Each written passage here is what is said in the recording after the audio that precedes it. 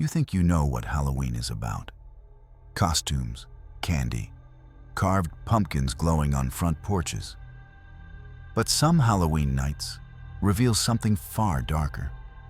Something that has nothing to do with plastic masks or store-bought decorations. These are the stories that happened when the veil between the ordinary and the horrific grew thin. When real terror wore no costume and needed no makeup. These are true horror stories. The envelope appeared in Marcus's mailbox on October 15th with his name written in fountain pen ink, so black it seemed to absorb light. Inside, embossed lettering invited him and his friends to an exclusive Halloween experience at Waverly Psychiatric Hospital, abandoned since 1978. The invitation promised an experience they would never forget. Marcus showed it to his 5 roommates that evening. Jake recognized the genuine hospital stationery from the 1960s. Sarah knew about Waverly from her psychology classes, how it had pioneered electroshock therapy and experimental treatments that crossed ethical boundaries. Chen insisted it was obviously an elaborate haunted house. Amanda and Deshawn were simply excited. They researched obsessively for 2 weeks. The building sat 40 minutes outside the city, surrounded by rusted fence and dark legends. Local teenagers told stories about strange lights and sounds carrying across empty grounds at night. The city had tried demolishing it 3 times, but Waverly refused to die. On Halloween night, they arrived just after sunset. The Victorian Gothic structure rose before them, 4 stories with a central tower that seemed to lean toward them. Every window blazed with candlelight, hundreds of flames making the building look alive. Music drifted from inside, haunting and classical. Shadows moved behind grimy glass. The front doors stood open. They entered to find genuine medical equipment decorating the entrance hall. Electroshock machines from the 50s sat beside restraint chairs from earlier decades. Medical charts documented patient treatments in clinical language. The smell of antiseptic and decay permeated everything. Other guests wandered the halls in period costumes. A nurse in a 40s uniform carried surgical instruments. A patient in 60s clothing rocked rhythmically in a corner, muttering with disturbing conviction. Groups clustered in hallways, speaking in period language as though they truly were patients and staff from Waverly's operational years. Sarah grabbed Marcus's arm. Something felt wrong. The guests moved too naturally, lacking the self-consciousness of people in costume. Their conversations referenced specific treatments with detailed knowledge that went beyond research. When Sarah asked a nurse about her costume, the woman smiled and said she had been wearing it since 1953. They explored deeper, following guests through corridors lined with patient rooms. Each room represented a different era, from the sparse brutality of the late 1800s through the cold efficiency of the 70s. Some contained elaborate displays of restraints and isolation chambers. Others hosted mingling guests, dancing to music that seemed to emanate from the walls themselves. As midnight approached, details emerged that shattered their haunted house theory. The building was too large, corridors extending beyond the structure's actual dimensions. Guests never broke character, never acknowledged performance, never showed awareness this was supposed to be entertainment. Worst were the undecorated rooms that looked exactly as they must have when the hospital closed, complete with patient belongings and medical records that should not exist. Jake suggested they leave, but when they tried retracing their steps, the path had changed. Corridors led to wrong destinations. Doors opened into impossible spaces. The charming music now sounded like a trap. The other guests watched with open interest, tracking their movements with eyes that reflected candlelight wrong. Sarah found the records room on the 3rd floor, desperately searching for exits. Filing cabinets packed with patient documentation lined the walls. She pulled files randomly, reading treatment notes that grew increasingly disturbing. Patients listed as transferred years after they had died. Patients admitted multiple times over decades, despite notes indicating permanent institutionalization. Recent files from the 70s describing patients admitted in the 1890s still receiving treatment when the hospital closed. Marcus discovered the truth in a file bearing his own name. It described his admission to Waverly on Halloween night, his background and psychological profile in clinical language, his response to treatment and gradual acceptance of permanent resident status. The file was dated 1978. Impossible because he was born in 1997. But reading the notes, he felt memories surfacing that were not his own. Recollections of other Halloween nights when he had welcomed new guests, watched them realize what Waverly was, seen them choose between accepting their new reality or becoming permanent decorations. The building was never abandoned. Final patients were never transferred or released. They became permanent residents existing between real and supernatural, continuing operations long after the world forgot them. Every Halloween, Waverly reached out, sending invitations to new guests who might stay, who might accept that the party never ends and treatment never stops, and escape means becoming part of the performance. As midnight struck, music changed to something Marcus recognized from impossible memories. Guests closed in, no longer pretending. Patients and staff who had found their calling, who had discovered madness was not to be cured, but embraced, who welcomed new friends to share their eternal Halloween. Amanda screamed as hands reached from darkness between candles. Deshawn ran toward a window that opened into another identical corridor. Chen fought against guests surrounding him, their grip gentle and inevitable, guiding him toward a patient room waiting since '78. Jake and Sarah clung together as walls breathed with unnatural life, floor tilting, reality bending, understanding washing over them that they had accepted an invitation that could never be declined. Marcus felt his memories fragmenting, identity splitting between who he was and who the hospital insisted he had always been. The file documented both timelines equally, suggesting both were true, both real, both valid. He looked at his friends and saw similar transformations, faces flickering between present and past, clothing shifting between modern and period, screams fading into music that never stopped. The candles burned brighter, fed by something not wax. The party continued as it had every Halloween since '78, as it would continue forever, drawing new guests who would become new residents, welcoming the next generation. Waverly Psychiatric Hospital was not abandoned. It was thriving. Marcus finally understood he was not a guest, but had always been the host, welcoming his friends to the home where they would all remain together, treating and treated, sane and insane, real and unreal, for every Halloween night that would ever come. Marcus checked his watch. 11:47. They had been inside Waverly for nearly 3 hours, but it felt simultaneously like minutes and days. The music now droned hypnotically, each note warping until it sounded like voices calling from deep within the building's bones. Jake's phone showed no signal, just a flickering pattern that hurt to look at. Chen's displayed the same impossibility. Amanda's was dead. Deshawn's showed 3:15 in the morning, though Marcus's watch insisted it was still before midnight. They decided to leave immediately. But the corridor they had used to reach the 3rd floor now led to a ward filled with rusted beds.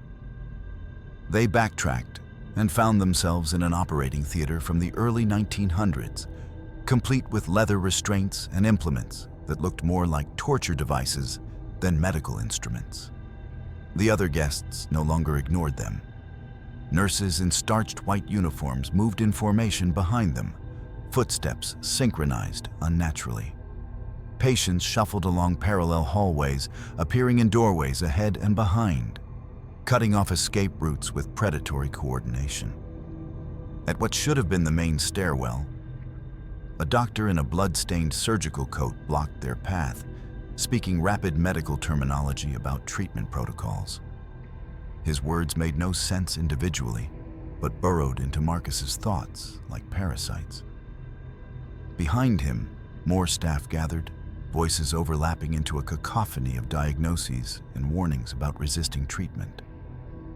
Sarah grabbed Marcus and pulled him down a side corridor. They ran through increasingly surreal spaces where different eras existed simultaneously. Victorian restraint equipment sat beside modern monitors. Patient rooms from the 1890s opened into therapy spaces from the 70s. The building was impossible, containing more space than its exterior could hold, folding back on itself in geometries that should not exist. In an administrator's office, Deshawn found documents that made everything worse.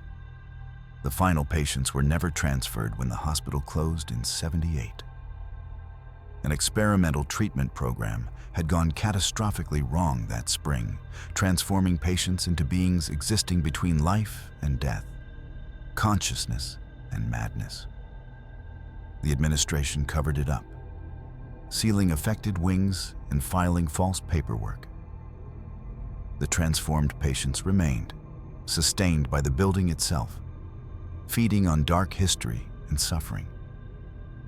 They existed in perpetual treatment, endlessly repeating institutional rituals, unable to leave or die. The Halloween parties were how they fed. Every year, Waverly reached out, drawing in new victims through mysterious invitations, selecting targets whose disappearances could be explained away. As Marcus read the documentation, he began feeling the symptoms described. His perception of time distorted. The walls breathed with his heartbeat. He heard whispered conversations about his case, his diagnosis, his treatment plan. Most disturbing was the growing conviction that his memories of arriving tonight were false, that he had been admitted years ago, that everything outside these walls was elaborate delusion. The others experienced similar dissolution. Sarah spoke in clinical psychiatric language, analyzing her own symptoms even as tears streamed down her face. Chen tried explaining the architectural impossibilities, but kept losing his train of thought, starting over without reaching conclusions. Amanda pressed against a wall, insisting if she stayed still, the nurses would not find her. Deshawn laughed at inappropriate moments, the sound edging toward hysteria. The pursuing guests were now all around them, emerging from doorways and materializing in empty corridors. They spoke in overlapping voices about treatment schedules and therapy sessions.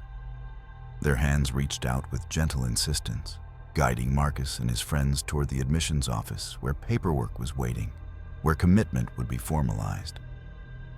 Jake fought against hands pulling him toward a patient room, shouting warnings about maintaining direction. But his voice came from far away, distorted by impossible distance. He could see Marcus ahead, but when he tried reaching him, the hallway stretched like taffy. The building participated in their capture. Doors slammed shut before they could pass.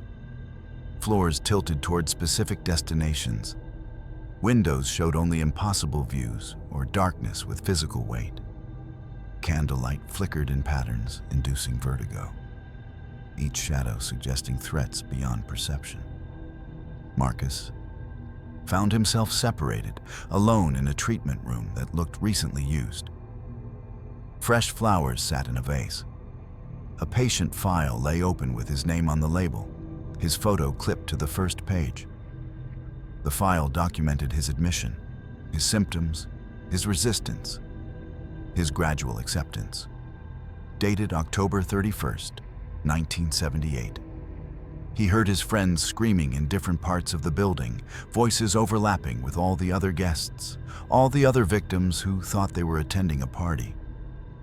The screams faded into music that never stopped, becoming part of the eternal Halloween that Waverly celebrated. Marcus tried remembering his life before tonight, but memories slipped away, replaced by older memories, darker memories, memories of always having been here, of always having been a patient, of always having belonged to Waverly Psychiatric Hospital and the eternal treatment it provided. Marcus woke in his car with sunlight burning his eyes and no memory of how he got there. His hands gripped the wheel, knuckles white. The parking lot stretched empty, dead leaves skittering across cracked asphalt. 7:32, November 1st. 8 hours missing, existing only as a void. Sarah was in the passenger seat, curled and shaking. Jake sat perfectly still in back, staring at the hospital. The building looked abandoned. No candles, no music. Doors hung askew, windows boarded or missing. A derelict structure waiting for demolition. They did not speak as Marcus drove away. Each kept turning back, expecting transformation. But Waverly remained stubbornly abandoned. Chen was gone. Amanda was gone. Deshawn was gone. They remembered being separated, screaming, hands pulling them toward treatment rooms, but not escaping, just the void. Then waking with 3 friends, vanished. At the police station, officers listened with skepticism. The search took 3 hours. Police found nothing suggesting recent presence. No candles, no decorations, no equipment. Just debris and water damage, stripped rooms, shredded paper. The dust was damning. Every surface showed years of accumulation. No one had been inside recently. The building was structurally unsound. Anyone claiming to have spent hours inside was lying or delusional. Jake's phone was found, but contained no data from Halloween, just a gap in the timestamp. Chen, Amanda, and Deshawn were never found. Their cars remained, keys and ignitions, belongings untouched. No evidence of foul play. The theory was a prank gone wrong. The investigation was downgraded within a week. 2 weeks later, Chen's parents received a letter postmarked from Waverly Psychiatric Hospital, a facility that had not existed since '78. Chen's handwriting explained he had voluntarily committed himself for treatment. The signature looked genuine, but the phrasing was formal, institutional, wrong. Amanda's family received an identical letter 3 days later. Deshawn's the following week, each postmarked from Waverly, each genuine enough that police could not prove forgery. The post office had no record. The handwriting was real. The friends had committed themselves to a hospital that did not exist. Marcus, Sarah, and Jake tried moving forward. Classes, schedules, pretending normalcy. But the nightmares never stopped. Every night, Marcus found himself back in Waverly, wandering endless corridors, chased by voices speaking medical terminology that burrowed into his thoughts. He would wake convinced he was still there, that life outside was delusion. Sarah started therapy but stopped because clinical language triggered memories. Jake designed impossible structures, buildings folding back on themselves, sketching floor plans that looked exactly like Waverly's layout. Worst was the growing conviction they had left something behind. Marcus felt it constantly, a pulling in his chest drawing him toward the hospital. Something unfinished, something waiting, something that belonged to him. The feeling grew stronger, becoming obsession. When the invitations arrived the following October, Marcus was not surprised. Same cream paper, same black ink, same embossed lettering inviting him to return for another exclusive Halloween experience. The invitation promised answers, explanations for the 8 missing hours, the opportunity to retrieve what he had left behind. Sarah called that evening, voice shaking. She had one too. So had Jake. They agreed they would not go. Nothing could compel them to return. But as Halloween approached, the compulsion grew impossible to resist. Marcus found himself driving past Waverly at odd hours, parking and staring for stretches he could not account for. On Halloween night, Marcus stood in the parking lot with his invitation, Sarah and Jake beside him, equally transfixed. As darkness fell, transformation began. Candles ignited in windows one by one, hundreds of flames that should not exist. Music drifted from inside, the same haunting melody. Shadows moved behind glass that had been broken yesterday, but now stood intact and clean. The doors opened in invitation, and Marcus felt himself walking forward. Sarah and Jake beside him, footsteps synchronized. The compulsion was overwhelming, a certainty that this was where they belonged, where they had always belonged. The year outside had been delusion. This was reality. This was home. This was Waverly. Crossing the threshold, Marcus understood with perfect clarity that they had never really left. The three of them had been here all along, patients receiving treatment, residents of the Eternal Party. The year outside was just another symptom, another hallucination. He could see the other guests waiting, familiar faces including Chen and Amanda and Deshawn, all smiling with welcome. Nurses ready with paperwork. Doctors prepared to begin treatment. The Halloween party starting again, and this time no confusion about escaping. The doors closed with a sound like bones breaking, and Marcus felt resistance dissolve into acceptance. He was home. He had always been home. The music swelled as candles burned brighter, fed by something not wax, and Waverly Psychiatric Hospital welcomed its returning patients with the eternal hospitality that only the truly mad could appreciate. You are now going to write this part and make it max 1,000 words long. Make sure every chapter will tie in well with the previous chapter so that the story will be smooth. Except chapter 1, because that chapter is the beginning of a new story. Also, always end chapter 3 strong and terrifying. Do not include bullet points or chapter heads. Story 2, the costume that wouldn't come off. Chapter 1, the perfect find. Sarah discovers an incredible vintage Halloween costume at an estate sale on October 15th. A beautifully crafted raven costume with real feathers and a mask so detailed it looks alive. The elderly woman selling the items warns her that the costume has a history and should not be worn after midnight on Halloween. But Sarah dismisses this as theatrical storytelling meant to add value to the sale. She pays only $20 for a costume that looks like it cost thousands to create. As Halloween approaches, Sarah becomes obsessed with her costume, trying it on repeatedly and admiring how perfectly it fits, how the mask seems to mold to her face, and how natural the feathers feel against her skin. Her behavior begins to change subtly.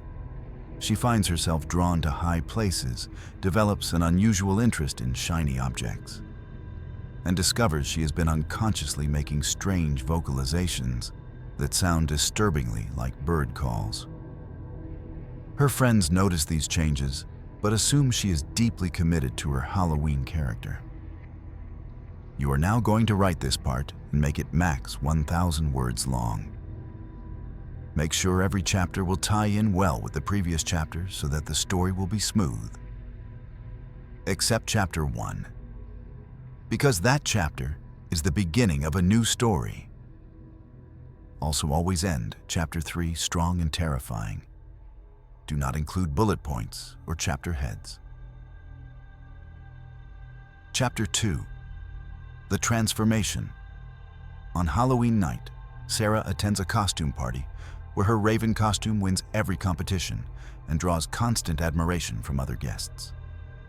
As midnight approaches, she realizes with growing horror that she cannot remove the mask. The costume has somehow fused with her body, the feathers growing from her skin, the mask becoming her face, and her hands transforming into talons. She tries to communicate her distress to other party guests, but her voice emerges only as harsh cawing sounds. The other guests assume her panic is part of an elaborate performance art piece and applaud her commitment to the character. Sarah flees the party and attempts to return home, but she finds herself unable to resist the compulsion to climb to the highest point in the city. Her thoughts are becoming increasingly bird-like, focused on territory, food sources, and the overwhelming need to fly. She researches the costume's history and discovers it was created by a woman in the 1920s who believed she could achieve physical transformation through the power of belief and costume magic. The woman disappeared on Halloween night after wearing the costume, and witnesses reported seeing an unusually large raven leaving her apartment. You are now going to write this part and make it max 1,000 words long. Make sure every chapter will tie in well with the previous chapter so that the story will be smooth. Except chapter 1, because that chapter is the beginning of a new story. Also always end chapter 3 strong and terrifying. Do not include bullet points or chapter heads. Chapter 3, The Choice. Sarah has 72 hours before the transformation becomes permanent, according to the documentation she uncovers about the costume's previous wearers. She must find the original creator's descendant, who holds the key to reversing the curse. But her increasingly bird-like mind makes it difficult to focus on human concerns like research, travel, and communication. She discovers that 13 people have worn the costume over the past century, and only 3 successfully removed it before the transformation completed. The others simply vanished, with witnesses reporting sightings of unusually intelligent ravens in the areas where they were last seen. Sarah locates the creator's great-granddaughter, who reveals that the costume was designed as a test to identify people worthy of transcendence beyond human limitations. The transformation can be reversed, but only if Sarah truly wants to return to human form. As the 72-hour deadline approaches, Sarah must decide whether she wants to fight to remain human or embrace the freedom and power of permanent transformation into something beyond human comprehension. Mom, the first thing we noticed about Maplewood Heights was how perfect it looked. Every lawn precisely manicured, every house painted in complementary earth tones. My wife Rachel said it looked like a movie set. Our new home was everything we had dreamed about. 4 bedrooms, a finished basement, a yard where our daughter Emma could play safely. We closed in early October, just in time for what the realtor called the neighborhood's legendary Halloween celebration. Decorations started appearing the second week of October, impressive in a way that made our dollar store skeletons seem embarrassingly inadequate. Mr. Garrison erected a full cemetery with hand-carved headstones that looked genuinely antique. Mrs. Chen built an elaborate witch's cottage using real weathered wood and genuine thatching. The Kowalskis constructed a haunted maze that wound through their entire property, complete with sound effects and lighting that must have cost thousands. Before we could unpack our decorations, Mrs. Caldwell appeared at our door.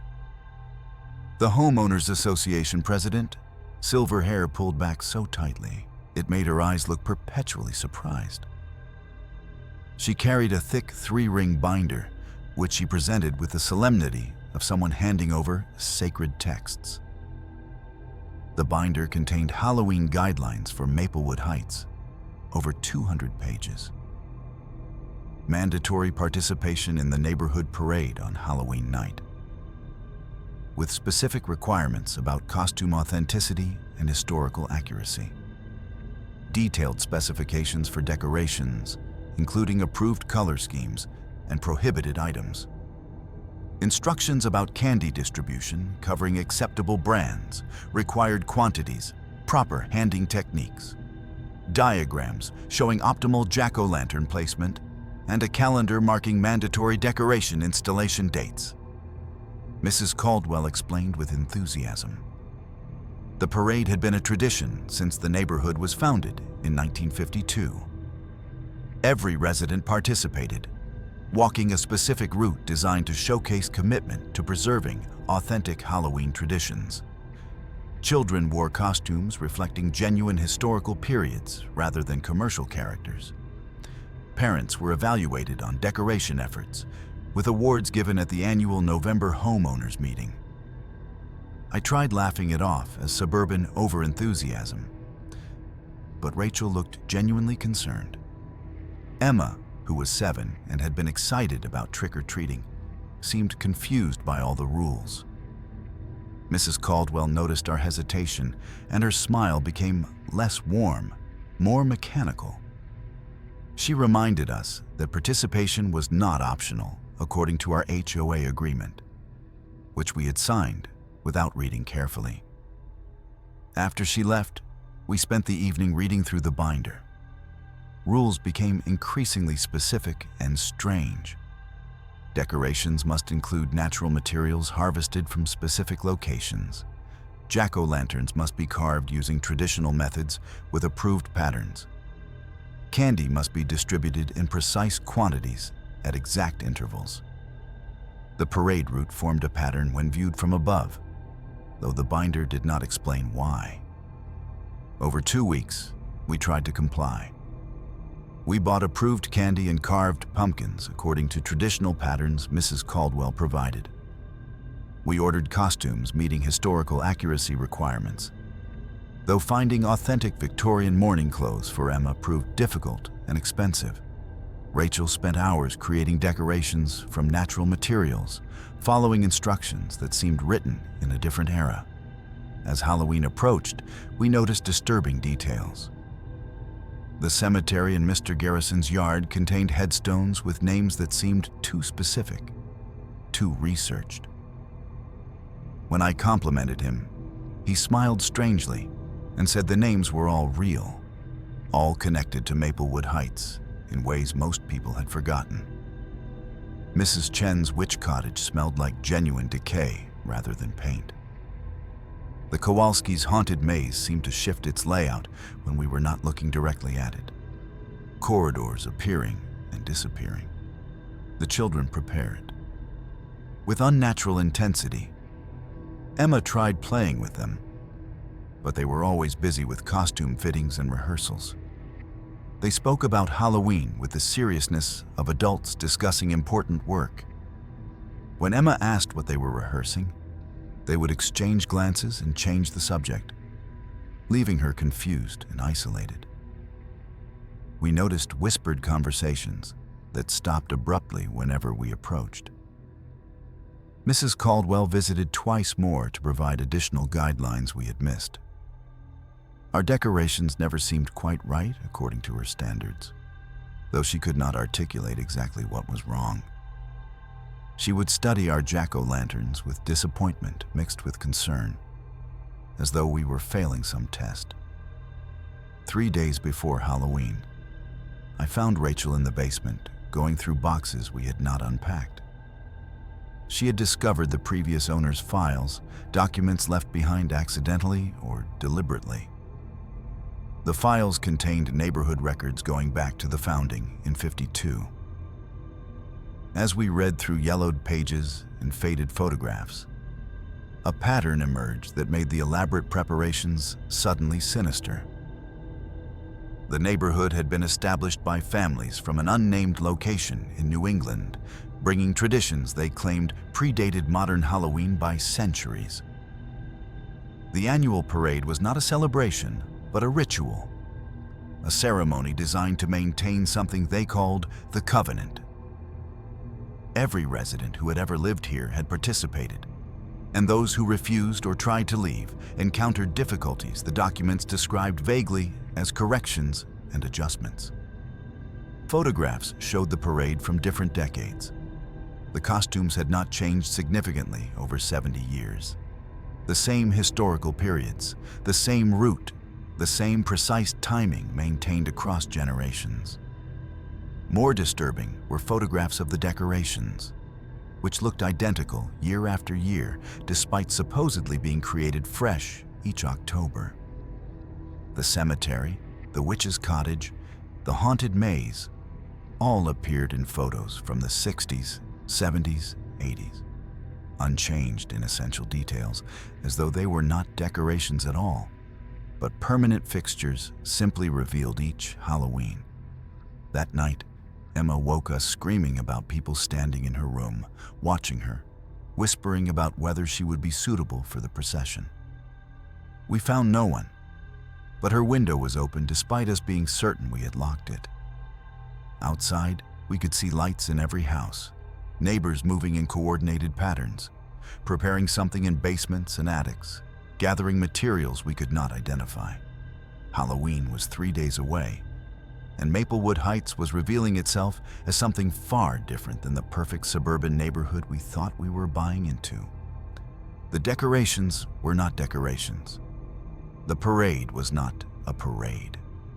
And the tradition Mrs. Caldwell had described with such enthusiasm was not about celebrating Halloween, but about something older, darker, something that had been waiting patiently for new residents to arrive and fulfill obligations we had agreed to without understanding what we were promising. Halloween night arrived with unseasonable warmth.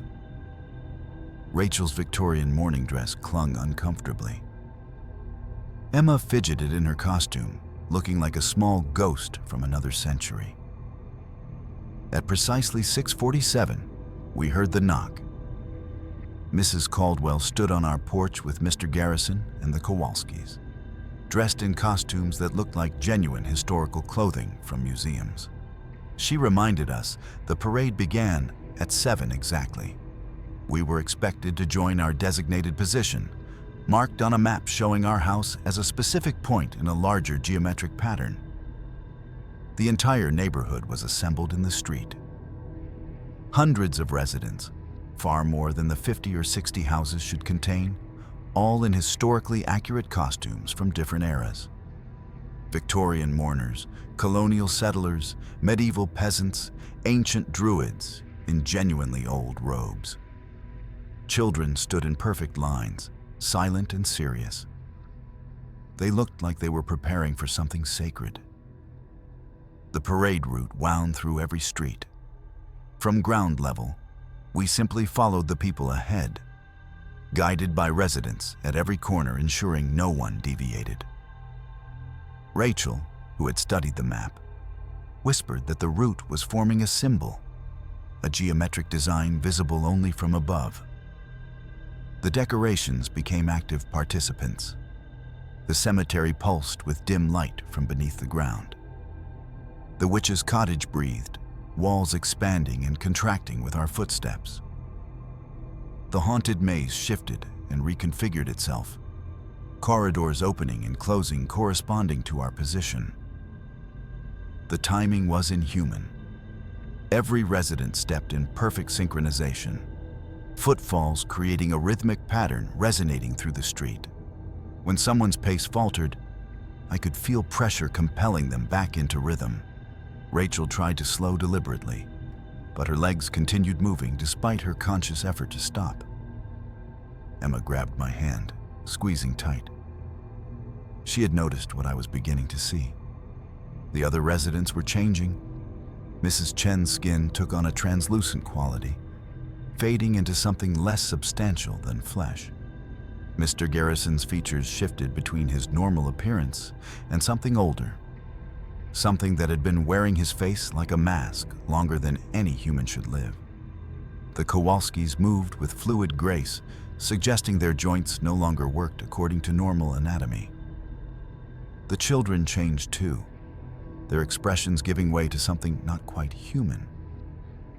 They chanted in a language I did not recognize, syllables that hurt to hear, words that bypassed my ears and burrowed directly into my thoughts. Emma tried to cover her ears, but the sound came from inside, resonating through the ground and traveling up through our bodies. I attempted to pull Rachel and Emma out of the procession, to step off the route and refused to continue, but my legs would not obey. They moved forward with mechanical precision, regardless of what my conscious mind demanded. Rachel experienced the same helpless compulsion, tears streaming as her body betrayed her will. Mrs. Caldwell appeared beside us, no longer maintaining her kindly facade. Her face was ancient beneath stretched skin, something that had been alive far longer than her apparent age suggested. She explained in a voice echoing with harmonics no human throat should produce, that the neighborhood was founded in 1912 by a group who understood certain locations held power, that specific coordinates aligned with forces most people pretended did not exist. Every house was built on a calculated position within a larger pattern. Every resident was either a willing participant in maintaining the covenant or was converted through this ceremony. The Halloween parade was not celebration, but renewal ritual, an annual reinforcement of protections and powers that had kept the original families young and thriving for over a century. New residents were necessary to maintain the energy required, fresh blood to feed the covenant. The parade route completed its pattern. We found ourselves in the neighborhood common area, a space I had never noticed before. The ground was marked with glowing symbols. All the residents formed a circle around the perimeter. Hundreds of people who were not people at all, but something that had learned to mimic human appearance. Mrs. Caldwell gestured to the circle's center, where 3 positions remained empty. Our positions. The final part of the ceremony required newest residents to accept their place in the covenant or become the sacrifice that powered it for another year. Emma was crying silently, understanding on some instinctive level that we were being offered a choice that was not really choice. The residents began to chant, their voices creating harmonics that made the air visible, rippling like heat waves. The symbols pulsed brighter with each repetition. I could feel the covenant itself, a living thing fed and maintained through generations, reaching out toward us with tendrils seeking to bind us into its structure or consume us entirely. Rachel looked at me with terror and strange resignation. We had signed the HOA agreement. We had accepted the binder. We had participated in the parade. Every action had been a step deeper into obligations we had not understood. Permissions granted through ignorance now being invoked with precision that transcended merely human law. The 3 empty positions called to us, and despite every instinct screaming to run, our bodies walked forward. The compulsion was absolute, overriding conscious thought and reducing us to puppets moving according to choreography written a century ago. Emma walked between us, her small hand clutching mine, trusting that somehow her parents would protect her even as we led her into the center of something that would either transform us into whatever the other residents had become or destroy us completely. The chanting reached crescendo, and the symbols erupted with light that was not light, energy that was not energy, something existing in dimensions our human senses were not equipped to perceive. Mrs. Caldwell's voice rose above the others, speaking the final words, offering us one last moment to accept or refuse the covenant of Maplewood Heights.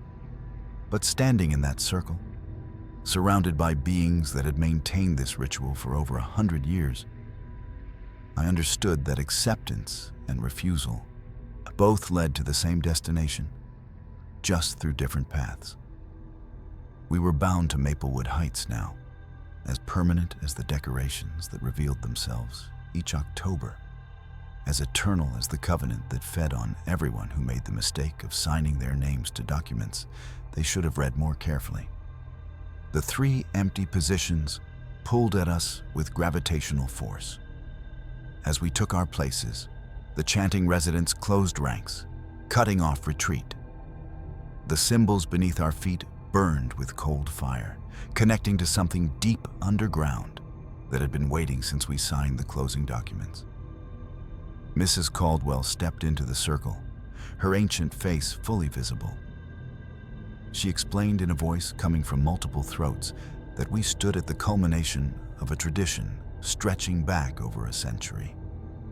Every Halloween, the most recently arrived family was offered a choice determining their fate and the community's fate for another year.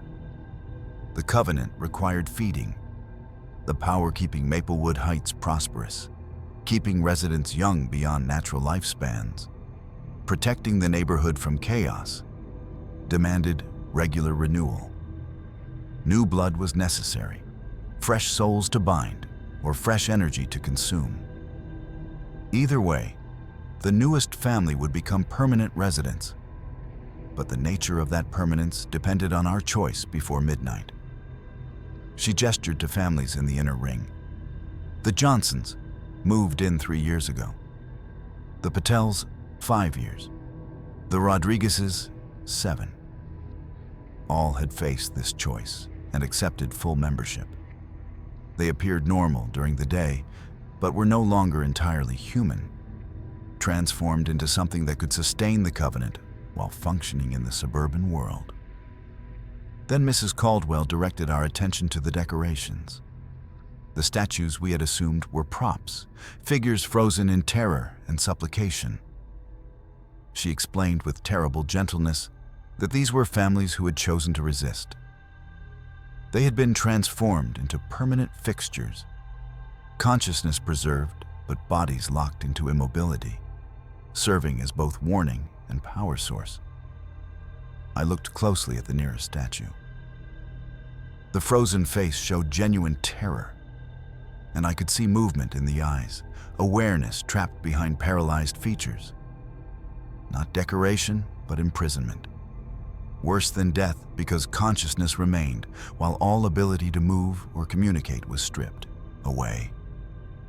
The statue would stand forever, feeding energy into the covenant through eternal suffering.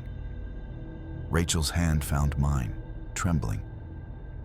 Emma pressed against us. Mrs. Caldwell continued with patient familiarity.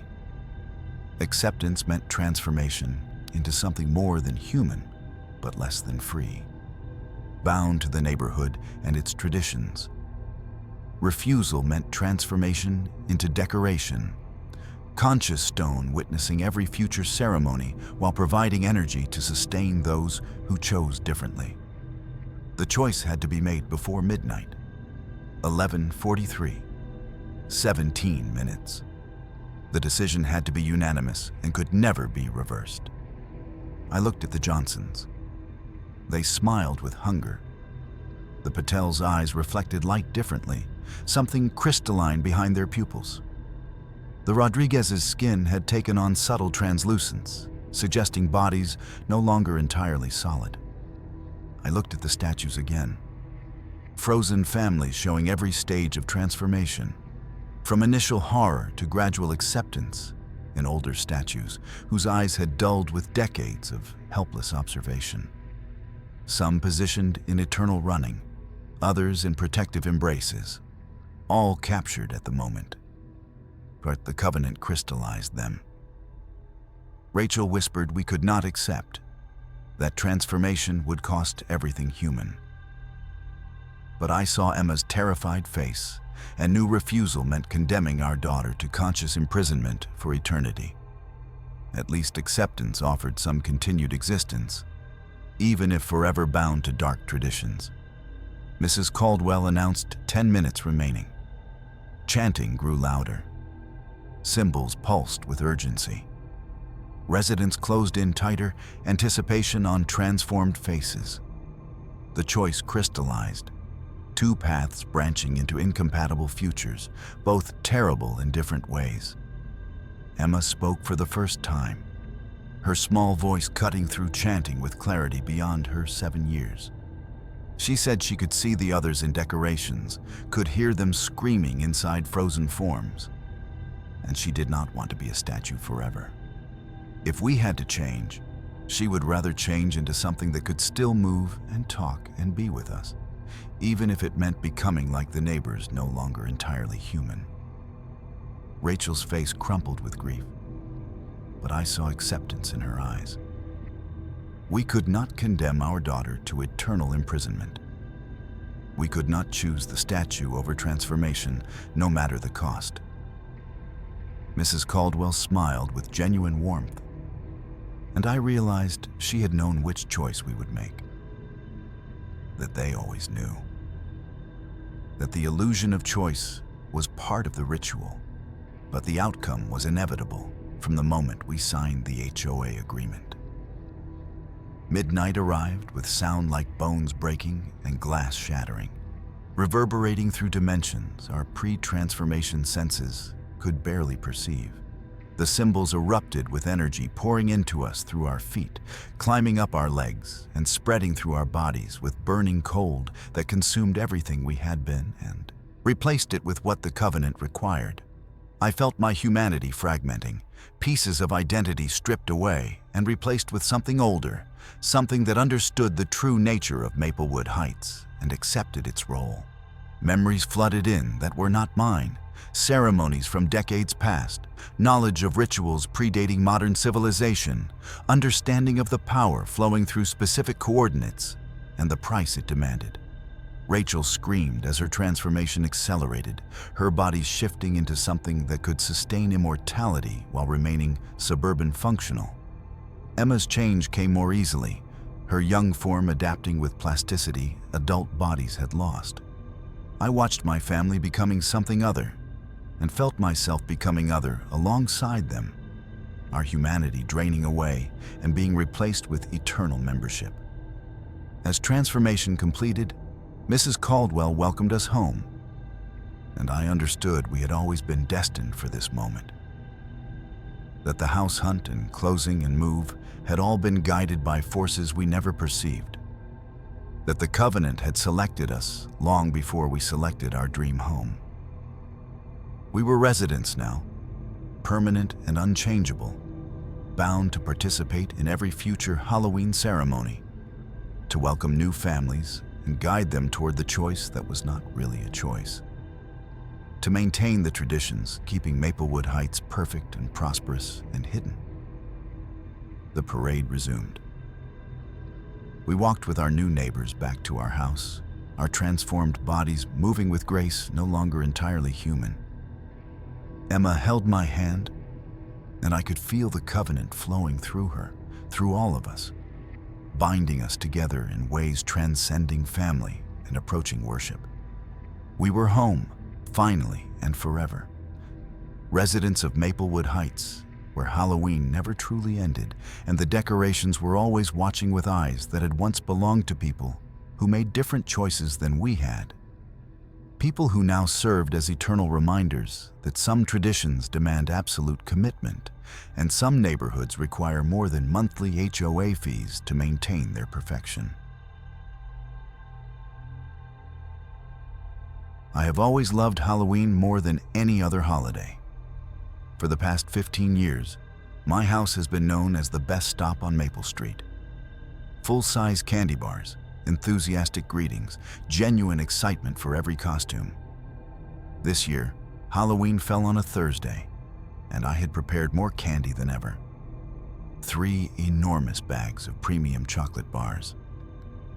I decorated my front porch with carved pumpkins and strung orange lights along the railing. Nothing scary, just welcoming and festive. The first trick-or-treaters arrived just after 6, neighborhood kids I recognized. Superheroes and Disney princesses, plastic buckets already half full. I gave them each 2 candy bars and complimented their costumes. The unusual visitor arrived at 6:37. I remember the exact time because I had just checked my phone. When I opened the door, the child standing on my porch made me pause. The costume was old-fashioned, not in the deliberate vintage way some parents achieve, but genuinely antique.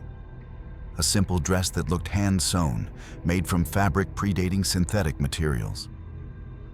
The mask was porcelain or ceramic, painted with delicate features belonging to a different era. The child carried a pillowcase instead of a plastic pumpkin bucket, and something about the whole presentation felt wrong. I dropped 2 candy bars into the pillowcase, and the child did not move or speak. Just stood there, holding out the bag and staring through the mask's empty eye holes. After an uncomfortable moment, the child turned and walked down my porch steps with movements that were too smooth, too measured. I watched the child walk down my driveway and expected to see a parent waiting. But the child walked alone into the darkness between streetlights and simply vanished. Not ran away or turned a corner, but vanished as though the shadows had swallowed them. I convinced myself I had been distracted. At 6:52, exactly 15 minutes after the first visit, my doorbell rang again. The same child stood on my porch. Same antique costume, same porcelain mask, same pillowcase, held out in silent expectation. I dropped 2 more candy bars into the pillowcase, and again the child simply stared before turning and walking away with that same unsettling smoothness. This time I watched more carefully. The small figure walked with mechanical precision, each step exactly the same length, and disappeared into the darkness between streetlights exactly as before. I stepped off my porch and looked up and down the street. Other trick-or-treaters moved between houses in clusters, parents following with flashlights. But the child in the antique costume was nowhere to be seen. At 7:07, 15 minutes after the second visit, the doorbell rang again. My stomach tightened with anxiety I could not rationally justify. When I opened the door and saw the child standing in exactly the same position as before, I felt genuine unease. The pillowcase looked empty, as though I had not already given this child 4 full-size candy bars. The mask stared at me with painted eyes that seemed more aware than porcelain should allow. I dropped candy into the bag with shaking hands and asked where the child's parents were. The child did not respond, just turned and walked away with that mechanical precision.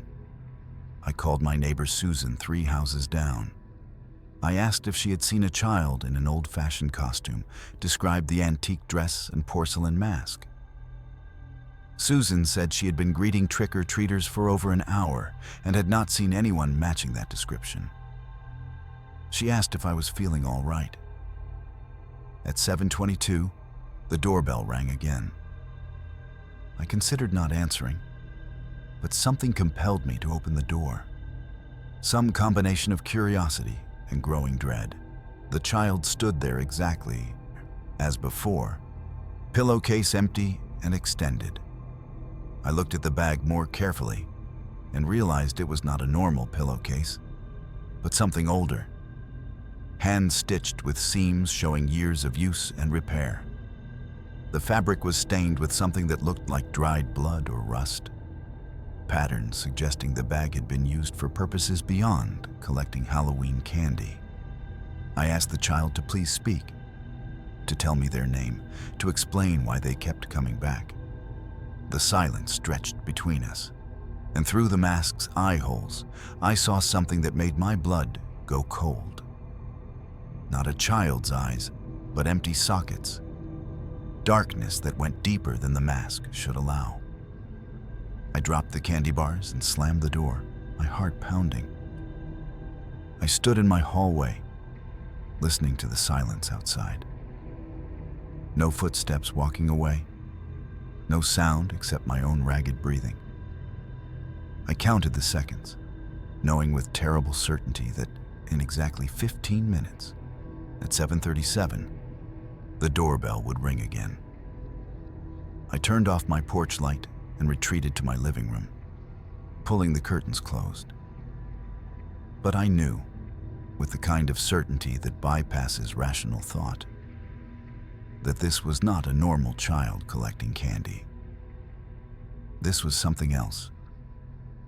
Something that had been returning to houses on Halloween night for longer than I could imagine. Something that would keep returning every 15 minutes with mechanical precision until it got whatever it was really collecting. and I was beginning to suspect that what it wanted had nothing to do with chocolate bars or Halloween treats. At 7:37, the doorbell rang. I did not answer. I sat in my living room with lights off and curtains drawn. After silence, I heard footsteps on my porch, circling to the windows. Shadows moved past the curtains. The footsteps faded. 7:52, 8:07, 8:22, 8:37. Each time the presence lingered longer before departing. I opened my laptop and searched for information about my house. Built in 1958. Old property records, previous owners, nothing suggesting tragedy.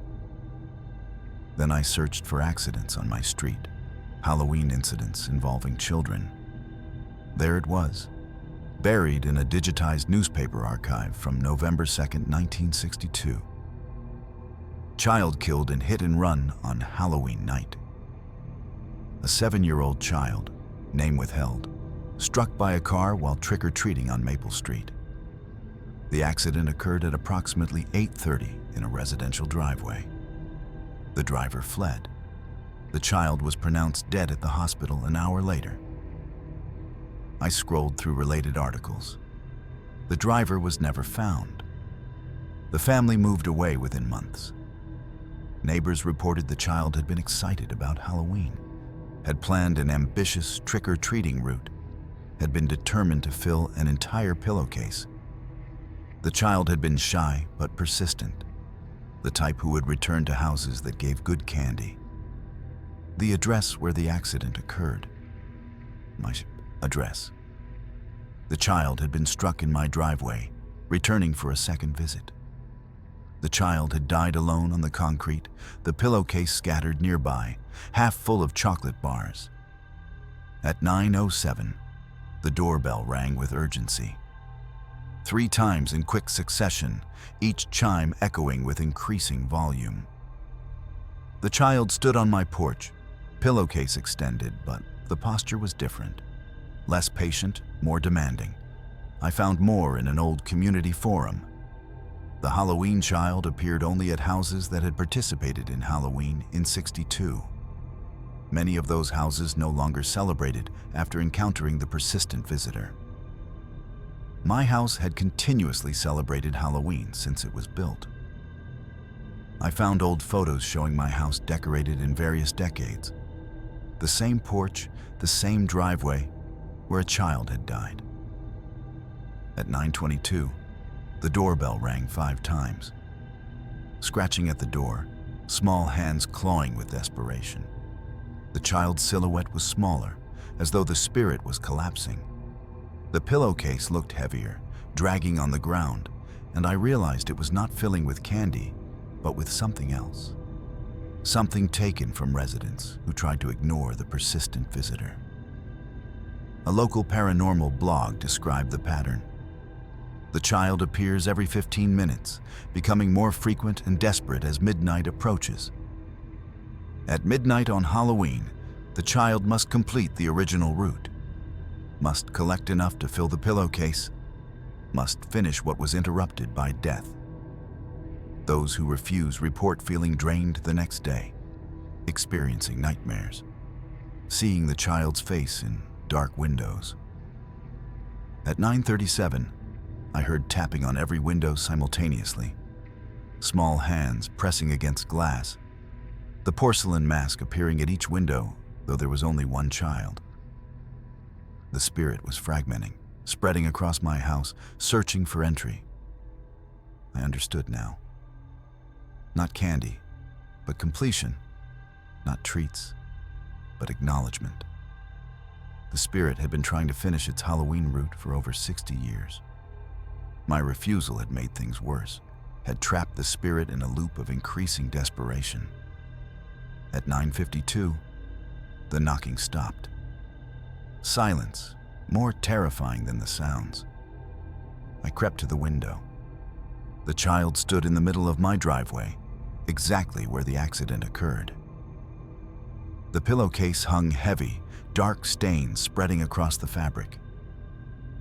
The child's head tilted up toward my window. The mechanical precision of earlier movements had given way to something more human, more emotional. The posture conveyed abandonment, betrayal, the hurt of being ignored.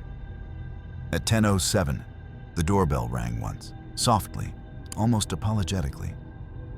The child was there again, but smaller, diminished. The pillowcase extended with trembling arms, and through the mask's eye holes, I saw not empty sockets, but actual eyes.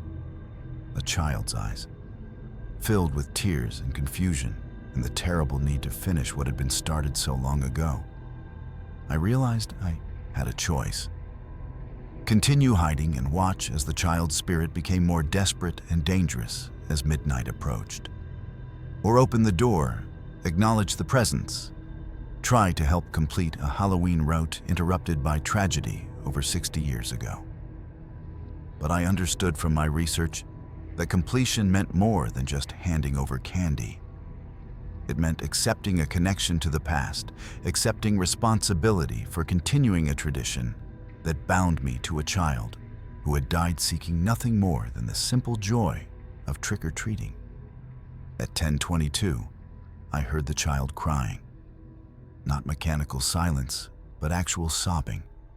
A sound from everywhere and nowhere. A sound building for over 6 decades of failed attempts.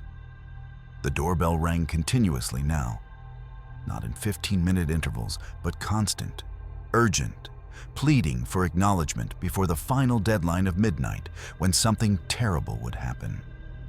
Something I was only beginning to understand would affect not just the spirit, but anyone who had refused to help a child finish their Halloween night.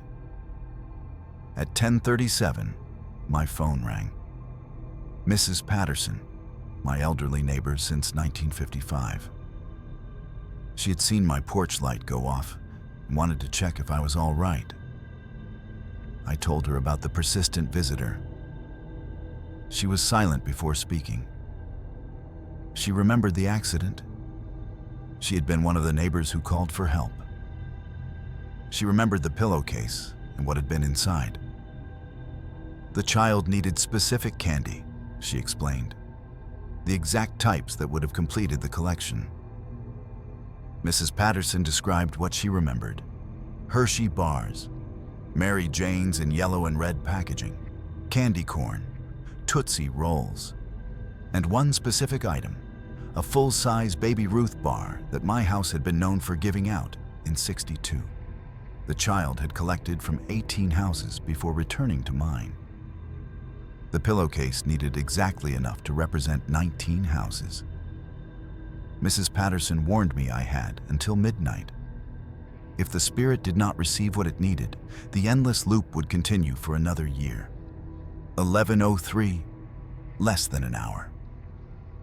I grabbed my car keys, but every light in my house exploded simultaneously. Glass rained down, and I heard the child's crying escalate into something no longer entirely human. Objects moved on their own. Picture frames sliding, books flying, furniture scraping. The child was tearing through my home with increasing violence. I drove to a vintage collectibles shop downtown. The owner, Harold, was just locking up when I arrived at 11:16. I begged him to let me in, explained I needed '62-era candy. He looked at me like I was insane, but unlocked the door. His shop was a maze of glass cases. I found vintage candy packaging, empty wrappers, nothing I could give to a ghost. Harold had reproduction candies using authentic recipes, reproduction Hershey bars, modern Mary Jane's with original recipe, candy corn matching '62 designs, Tootsie Rolls, but no Baby Ruth bars in vintage style. Harold mentioned a collector who specialized in candy memorabilia. He called, explained my urgent need. The collector had one Baby Ruth bar from 1963, close enough that it might work. He agreed to meet me halfway, 11:38, 22 minutes. I drove faster than I should, my phone ringing with security alerts. The cameras captured objects flying through rooms, doors slamming. the child's silhouette appearing and disappearing. The collector was waiting. A nervous man who handed me a preserved Baby Ruth bar and refused payment. I arrived home at 11:49. 11 minutes. The front door hung off its hinges, the interior destroyed, furniture overturned, walls scratched, everything scattered. In the center of my living room stood the child, no longer mechanical or patient. The porcelain mask was cracked, revealing glimpses of something both human and not. The pillowcase extended toward me, trembling with urgency bordering on violence. I emptied my bags, arranging candy with shaking hands. Hershey bars, Mary Janes, candy corn, Tootsie Rolls. I counted out portions for 18 houses, then added the Baby Ruth bar as the 19th contribution. The clock showed 11:54. The child approached slowly. Through the cracked mask, I could see eyes both young and ancient, innocent and damaged, desperate and afraid. This spirit had been trapped for over 60 years, repeating this night endlessly. I knelt to the child's height and spoke softly. I said I was sorry for what had happened. Sorry no one had helped for so long. Sorry that a simple Halloween night had ended in tragedy. I said I hoped this would bring peace, would allow rest, would let the spirit finally complete the interrupted route. The child reached out with small hands that seemed more solid. The pillowcase opened, and I gently placed each candy inside. Hershey bars, Mary Janes, candy corn, Tootsie Rolls, and finally, the Baby Ruth bar that would complete the collection. As the last candy settled, I heard the clock strike midnight. The child went perfectly still.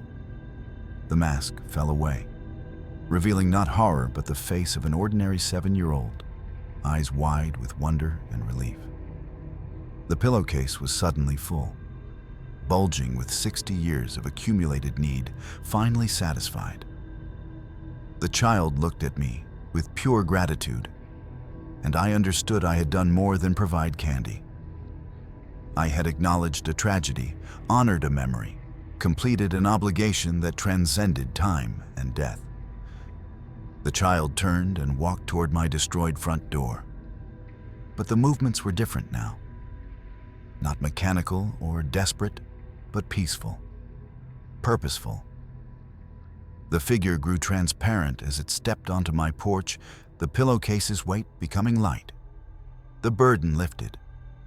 By the time the child reached the end of my driveway, exactly where the accident had occurred 63 years ago, there was nothing left but a slight shimmer in the Halloween darkness. And then, even that faded. I stood in my destroyed living room as the clock continued past midnight. The house was silent for the first time all night. No doorbell, no knocking, no crying. Just the aftermath of supernatural rage finally released through one simple act of compassion. I never learned the child's name. Mrs. Patterson said the family had requested privacy, and that privacy had been honored even by history. But I thought about that child often in the years that followed. Thought about how a simple Halloween night had ended in tragedy. Thought about how I had been able to provide closure that no one else had offered in over 6 decades. The next Halloween, I decorated my porch again and handed out full-size candy bars to every trick-or-treater. But at 6:37, when the doorbell rang, I opened it with my heart pounding, half expecting to see a child in an antique costume. Instead, I found neighborhood kids in superhero costumes, laughing and excited and alive. I gave them their candy and watched them run to the next house. And I understood then that Halloween traditions carry obligations that extend far beyond a single night of celebration. Obligations to remember tragedy, to honor the dead, to provide closure when possible, and to ensure that the simple joy of trick-or-treating remains safe for children who deserve nothing more than a pillowcase full of candy and the memory of a perfect Halloween night. I have been working at Riverside Farms' Halloween Haunted Hayride for 3 seasons now. There is something addictive about the adrenaline rush of jumping out at unsuspecting customers. The sound of genuine screams cutting through the October night. The farm pulls out all the stops. Professional makeup artists, elaborate animatronics, carefully choreographed scares. We are professionals creating an immersive horror experience that draws thousands every October. My role is simple. I play a chainsaw-wielding maniac who emerges from the woods during the final stretch. The chainsaw has no chain, completely safe but loud. I have perfected my routine over 2 seasons.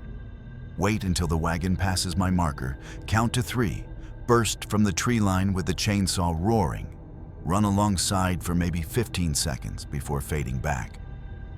Opening night fell on a Friday. The farm was packed by 6. The sun set around 7, and by 7:30 the first wagon was loaded with 20 excited customers. Management held the usual pre-show briefing. Gary, the farm owner, went through safety protocols. Stay in designated zones. Never touch customers. Keep props in good repair. He reminded us that we had 12 actors working the route tonight, each with specific positions. No improvisation. The show was carefully timed, so wagons encountered scares at precise intervals throughout the 15-minute journey. I took my position at 7:25, checking my chainsaw. The first wagon would reach me around 7:45. The first 3 wagons went perfectly. Customers screamed on cue, my chainsaw started flawlessly. By the 4th wagon, I was in the zone. That is when I first noticed the additional performers. The 4th wagon was passing through the section before mine, where Sarah performed as a ghostly bride. I could see her in the distance, rising from behind a fake tombstone on schedule. But beyond her, deeper in the woods where no performers should be stationed, I saw movement. Figures in costumes, at least 3 of them, moving between trees in areas that were supposed to be empty. I assumed someone had made a mistake. But as I watched between wagons, these figures were not following any pattern I recognized. They moved erratically, appearing and disappearing. Their costumes looked wrong too. Not professional quality, but something older, more authentic. Clothing that looked genuinely aged rather than theatrically distressed. During the 6th wagon, I got a clearer look. A tall figure in vintage farmer's clothing, overalls, and wide-brimmed hat, standing completely still about 30 feet into the woods. The figure was not lit by our spotlights. What disturbed me most was the stillness. Our actors moved constantly, created motion and energy. This figure simply stood there, watching with an intensity that felt nothing like performance. I radioed Gary between wagons, asked if he had added performers without announcing it. His response was immediate and concerned. No additional actors, only the 12 we had briefed. He asked me to describe what I was seeing. By the 10th wagon, I had counted at least 5 additional figures scattered throughout the woods, all dressed in historically authentic clothing. A woman in a long dress from a different century. A child in old-fashioned overalls standing motionless. A man in work clothes that looked genuinely soiled. None moved like actors. They did not react to wagon passages or create deliberate scares. They simply stood in shadows, watching with attention that felt invasive and wrong. Sarah radioed that she had also noticed the unauthorized performers. Her voice carried unusual nervousness. She said one had been standing directly behind her during the last wagon's passage, close enough that she could hear breathing. The clothing was not costume, but actual period dress, worn and weathered. The face was too realistic, makeup that would have required hours of professional work or something else entirely. The 12th wagon approached. As I burst from the tree line with chainsaw roaring, I saw them clearly. 6 figures, maybe 7, standing in a rough line just beyond the route's boundary. They were watching not the wagon, but me, tracking my movement with synchronized attention. In the brief moment before I retreated, I met the eyes of the nearest figure and felt my blood go cold. Those were not the eyes of someone acting. Those were not the eyes of someone participating in a Halloween attraction. Those were the eyes of something that had been waiting in these woods long before Riverside Farm turned them into entertainment. Something that had watched countless wagons pass, something that had finally decided to make its presence known, now that the farm was crowded with people expecting to be frightened, expecting theatrical horror rather than the real thing. I retreated and radioed Gary with shaking hands. I said we had a serious problem, that whatever was happening was not part of our show, was not safe, was not something we could control. He told me to hold position, that he was coming to investigate, that we would shut down the route if necessary despite the financial disaster. But as I waited in darkness between wagons 13 and 14, listening to distant screams of customers who thought they were experiencing entertainment, I knew we were past the point of simple shutdown. Whatever was in these woods had been here for a long time, had been content to watch from shadows while we performed our sanitized version of horror. But something had changed tonight. Some boundary had been crossed, and the unauthorized performers were no longer content to remain invisible. They wanted to participate in the show, wanted to demonstrate what real horror looked like, wanted to teach us the difference between theatrical scares and genuine terror. The 14th wagon approached, and I saw that the unauthorized performers had moved closer to the route. No longer hiding in deep shadows, but standing just beyond spotlight boundaries where customers would be able to see them if they looked carefully. And I realized with growing dread that these figures wanted to be seen, wanted customers to notice them, wanted to blur the line between performance and reality, until no one could tell the difference between paid actors and whatever else shared these woods with us on Halloween nights, when the boundary between worlds grew thin and the dead felt compelled to participate in celebrations of their permanent condition. Gary arrived at my position between wagons 15 and 16. He looked annoyed, the expression of a manager dealing with what he assumed was overactive imagination. I insisted he come into the woods, show him where I had seen the figures. We walked about 30 feet from my marker. Nothing. Empty woods. No footprints, no disturbed leaves. Gary gave me the look I had been dreading.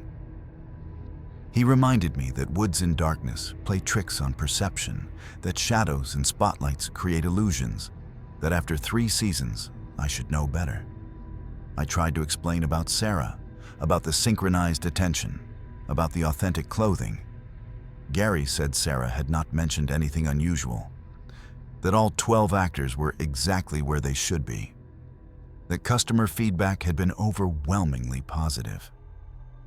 He told me to focus on my performance and stop creating problems. But as he walked back, I saw one of them standing behind him, just beyond his flashlight's range. The woman in the long dress, close enough that she could have touched him. But he walked right past without noticing, and when I called out, she was gone.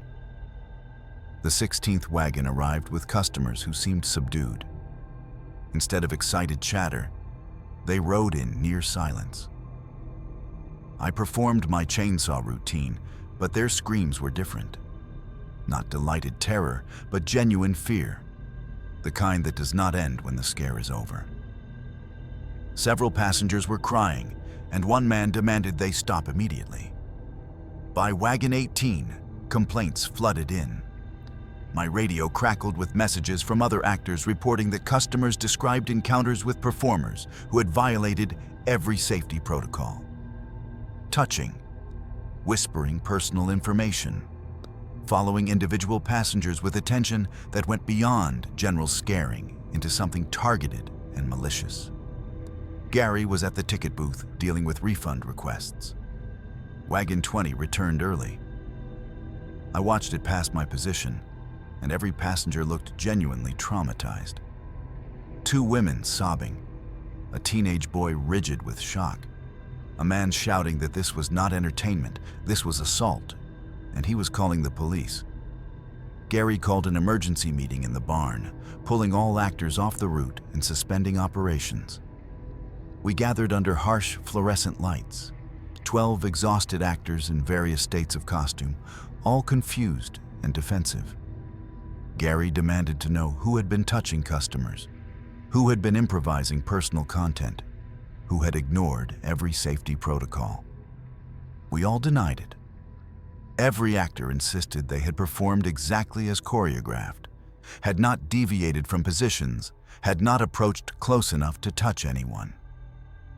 Gary grew frustrated, insisting someone must be lying, that the customers' descriptions were too specific and consistent to be imaginary. That is when Sarah mentioned the figures in the woods. She said she had not wanted to sound crazy, but she had definitely seen performers who were not part of our cast. She described the same details I had noticed: the historically authentic clothing, the unnatural stillness, the synchronized attention. Other cast members started admitting they had seen them too. Mike, who played a scarecrow, said 3 figures had been standing among the stalks, mimicking his movements with perfect synchronization. Lisa, performing as a witch, said a child in old-fashioned clothing had been standing beside her for several wagons. Gary looked genuinely shaken. He pulled up the security footage on his laptop, cameras positioned at key points to monitor performers' safety and customer behavior. We crowded around the screen, watching the evening's recordings play back. We could see the wagons passing, could see us actors emerging exactly as planned, could see customer reactions that progressively escalated from delighted screams to genuine distress. But we could not see the unauthorized performers. Even when footage showed customers clearly reacting to something beside them, clearly turning to look at figures that should have been visible, the cameras captured only empty space. One clip showed a woman reaching out as though to push away someone too close, her hands making clear contact with resistance, but the cameras showed her pressing against nothing but air. We watched footage from multiple angles, multiple cameras, multiple points along the route. In every case, the effect of the unauthorized performers was visible, but the performers themselves were not. Customers screaming at empty woods, cast members performing beside vacant spots. The child Lisa described appeared nowhere in the footage. But we could see Lisa glancing at that exact spot repeatedly, adjusting her position to accommodate someone not captured by cameras. Gary closed the laptop and sat in silence. When he finally spoke, his voice had lost all frustrated certainty. He said we were done for the night, that he was canceling remaining shows and issuing full refunds, that he needed to figure out what was happening before anyone else got hurt. He said maybe there was something wrong with the route design, something about the lighting that created mass hallucination, something rational that would explain why 12 professional actors and dozens of customers all saw things that were not there. But I knew he did not believe his own explanation. None of us did. We had all seen the unauthorized performers too clearly, too consistently, too specifically for it to be shared delusion. Something was in those woods that wanted to participate in our haunted hayride. Something that knew the route perfectly because it had been watching us perform for years. Something that understood the difference between theatrical fear and genuine terror. And had decided tonight was the night to teach us that lesson. As we filed out of the barn, heading to our cars, I looked back toward the woods, where the hayride route wound through darkness. I could see them standing at the tree line more than before. Maybe 10 or 12 figures now, all facing the barn, all standing with that same unnatural stillness. They were not trying to hide anymore. They wanted us to know they were there. Wanted us to understand that Riverside Farms' Halloween hayride had always been more than just entertainment. Had always been happening on land where something else performed on autumn nights. Something that had been doing this long before we built our facades and strung our spotlights and turned genuine fear into profitable amusement. I could not sleep that night. At 3 a.m, I gave up and started researching Riverside Farms' history. What I found made my blood run cold. The property had been the site of a traveling carnival in October of 1908. Then, on Halloween night, 5 performers vanished. The strongman, a contortionist, a child acrobat, a fortune teller, and a man who performed with trained animals. All disappeared between shows, their belongings left behind, no signs of struggle. The investigation went nowhere. But over the following decades, there were other incidents. A traveling magician in 1923, gone one morning. Actors rehearsing in 1937, 2 vanishing during night rehearsal. All disappearances happened in October. All victims were performers. By 1950, the property had a reputation. It sat abandoned until Gary's father bought it in the early 2000s and turned the cursed reputation into profit by creating a haunted attraction. We had built our Halloween entertainment on land where performers had actually vanished, where something had been feeding on entertainers for over a century. Historical records included descriptions from searches for missing performers. Figures in carnival costumes standing among trees, watching search parties but never responding. Figures appearing in multiple locations simultaneously. The descriptions matched exactly what we had seen. I called Gary at 7, told him what I found. He admitted his father had known about the history, had bought the property because of it. Gary said he had always assumed it was just legend. But despite the evidence, Gary said we were opening again that evening. Friday night was too profitable to cancel. He was convinced the spirits only appeared on opening night. I wanted to refuse. But I needed the job. And I convinced myself that maybe Gary was right, I was wrong. That Friday evening the air felt heavier, charged. The unauthorized performers were already visible before the first wagon departed, standing in their positions, waiting. The first wagon's passage was worse than opening night. Customers screamed with genuine terror. The unauthorized performers were more active, more aggressive. They moved with the wagons, kept pace, reached out with hands that left cold traces. By the third wagon, Mike radioed that he was in trouble. His voice was panicked. He said the unauthorized performers were surrounding him, that they wanted him to join them. Then his radio went dead. And when Gary sent actors to check, they found his costume abandoned, but no sign of Mike. We suspended operations and organized a search.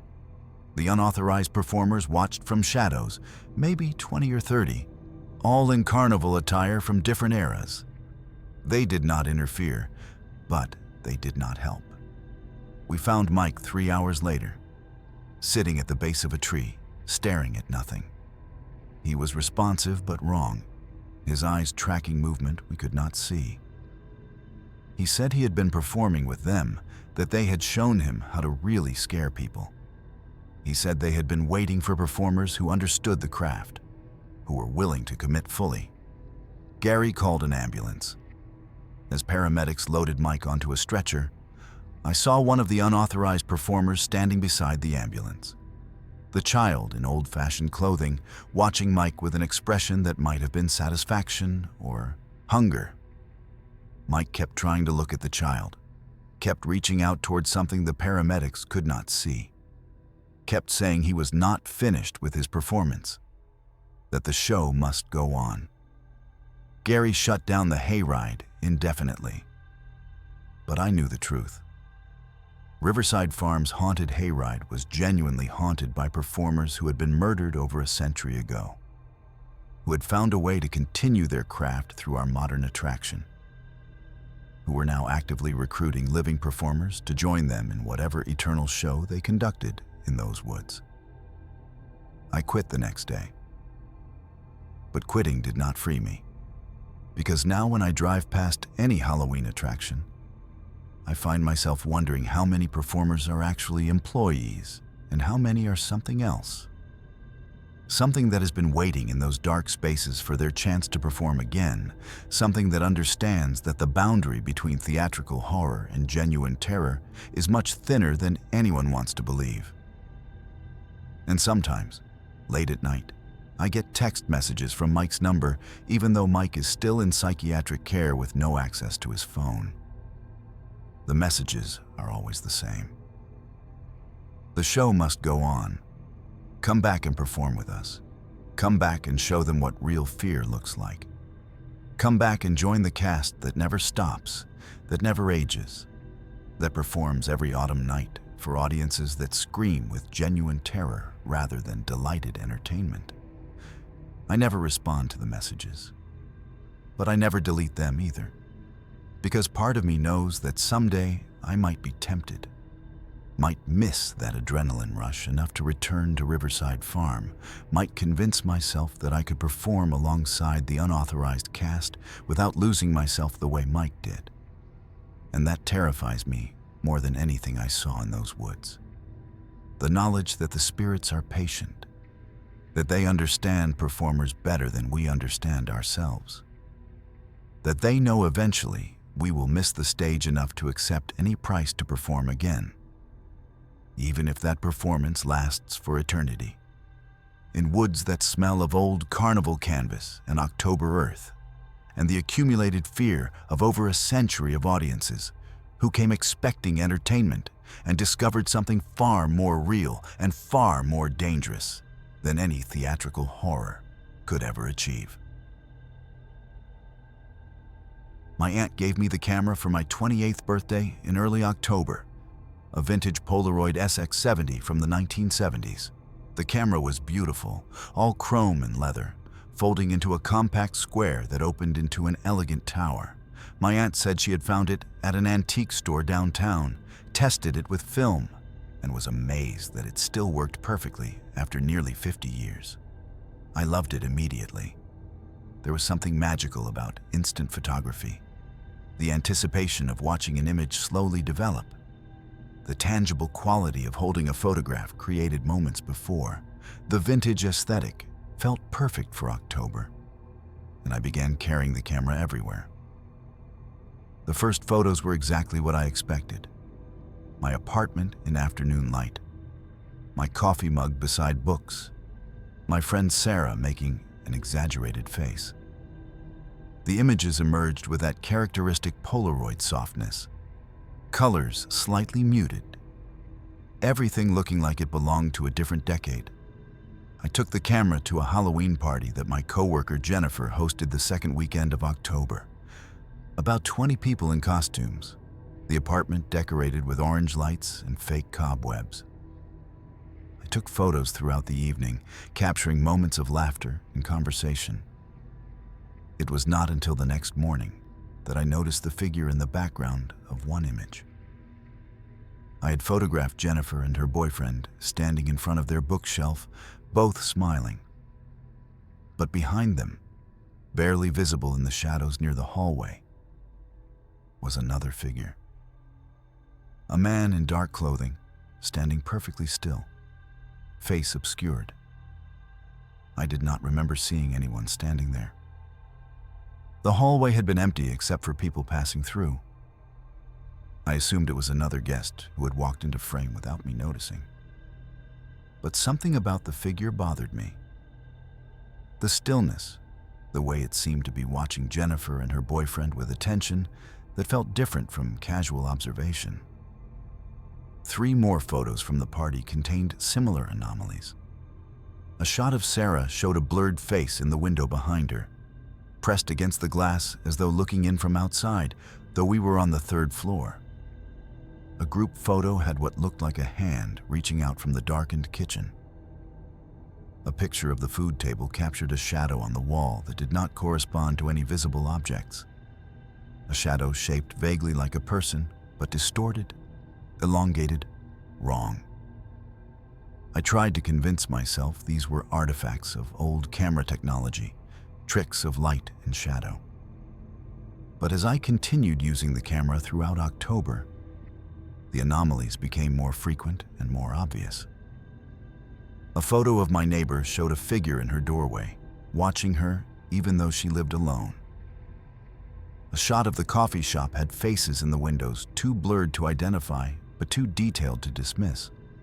A selfie in my bathroom mirror showed someone standing behind me, close enough that I should have felt their breath, but the bathroom had been empty. The most disturbing photo came from a Halloween event at the park. I took a photo of kids bobbing for apples, their parents watching and laughing. When the image developed, I saw that every adult in the background had their face obscured.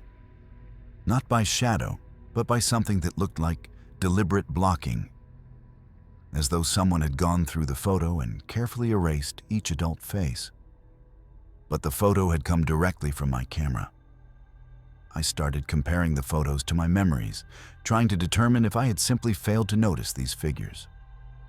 But that explanation made less sense with each new photo. The camera was capturing things that had not been there, things that existed only in the images themselves. Then I noticed something that made my blood run cold. The photos were changing. I had a photo of Jennifer from her party, taken early in the evening. In that photo, Jennifer was smiling, holding a drink, looking happy. But when I looked at the photo again 2 days later, Jennifer's expression had changed.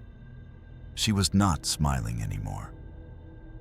She looked worried, almost frightened, and there was something wrong with her eyes, a darkness that had not been there before. I checked other photos and found the same thing. Images I remembered clearly were now different, subtly altered. People's expressions changed, shadows deeper, the strange figures more visible and more numerous.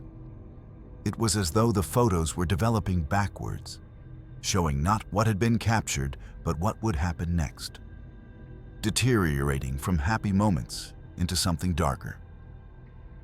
I called Jennifer to see if she was okay.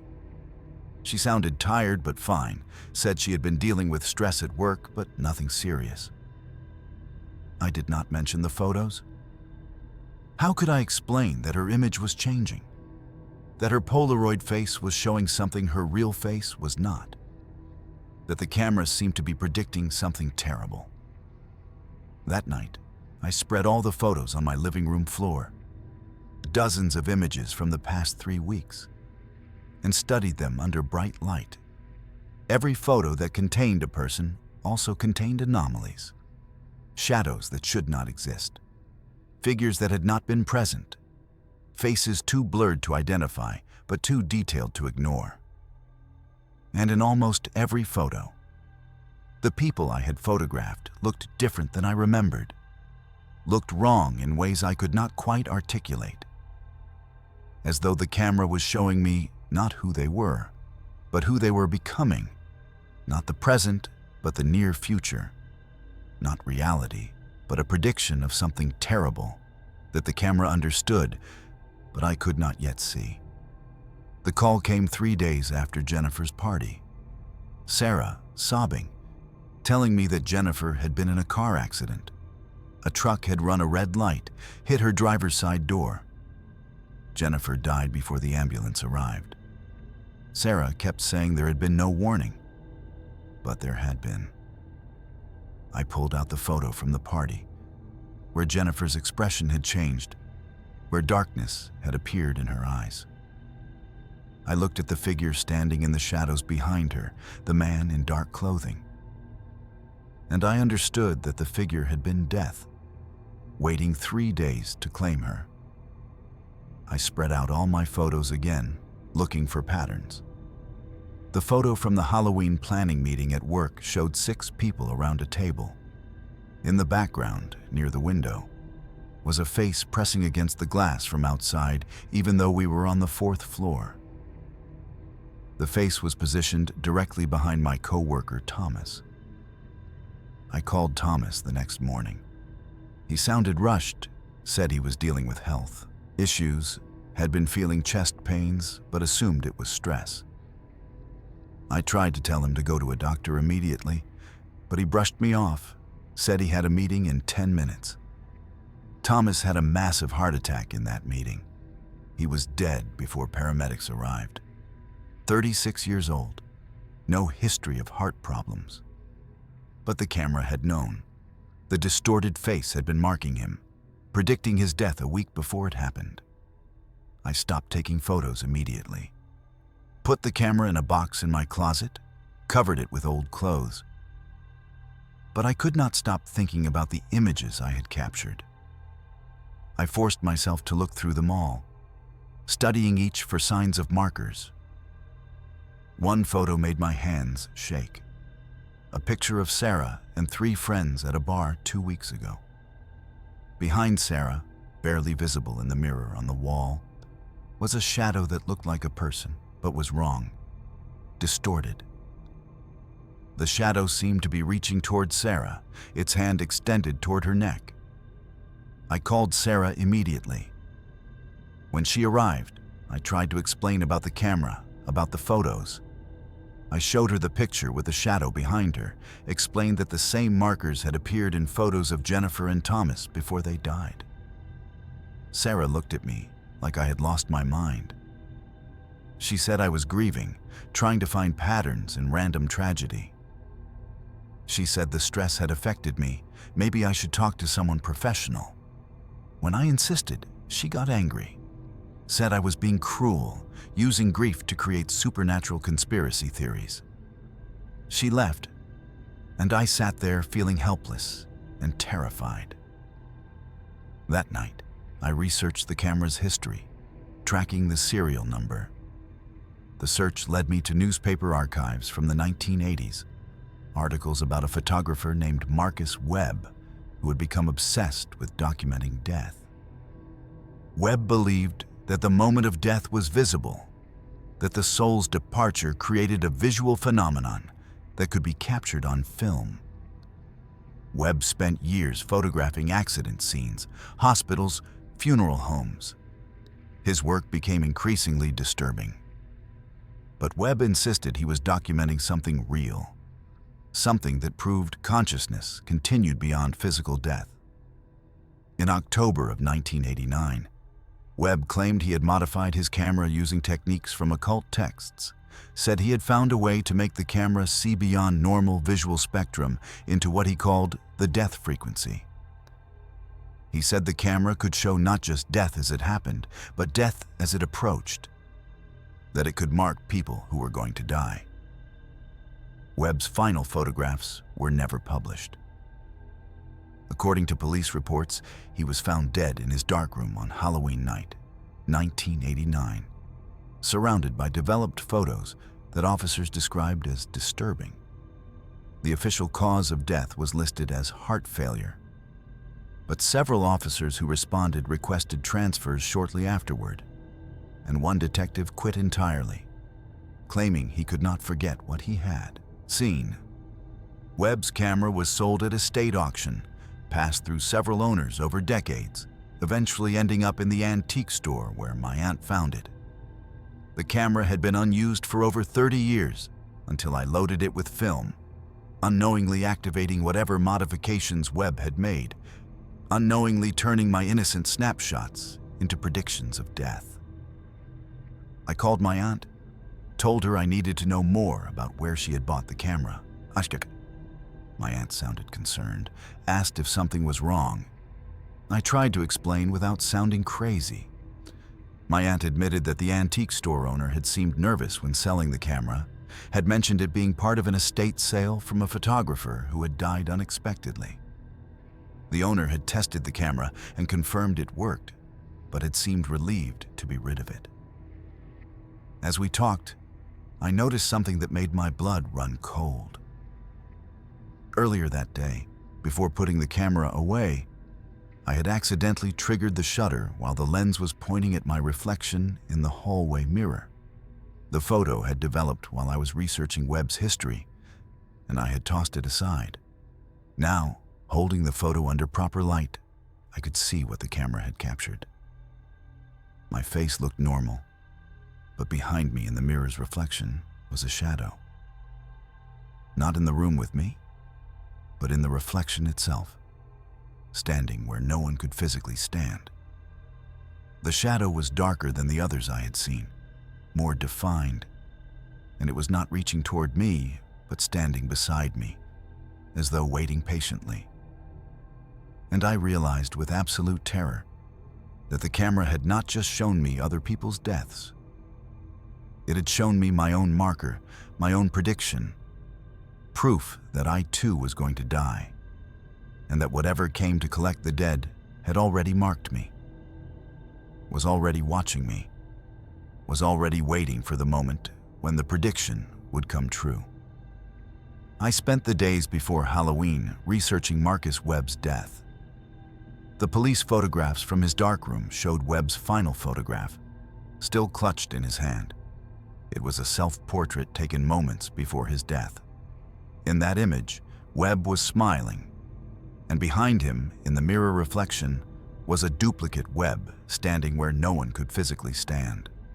According to notes from Webb's journal, Webb believed he could achieve immortality by photographing his own death.